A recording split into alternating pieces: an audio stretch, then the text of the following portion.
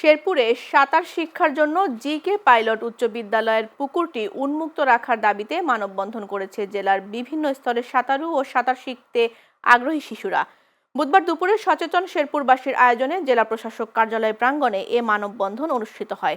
মানববন্ধনে বক্তারা বলেন, শেরপুরে প্রতি বছর উল্লেখযোগ্য সংখ্যক শিশু ও কিশোর সাঁতার না জানার কারণে পানিতে ডুবে মারা যায়। তাই প্রাথমিক স্তর থেকেই সাঁতার শিক্ষা নিশ্চিত করা জরুরি।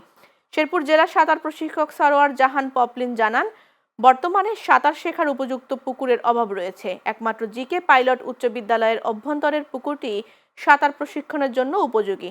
তাই পুকুরটি লিজ মুক্ত রেখে সাঁতার শিক্ষার্থীদের জন্য উন্মুক্ত রাখার দাবি জানান তিনি। এ সময় শেরপুর প্রেস ক্লাবের সাধারণ সম্পাদক মাসুদ হাসান বাদল সহ অনেকে বক্তব্য রাখেন।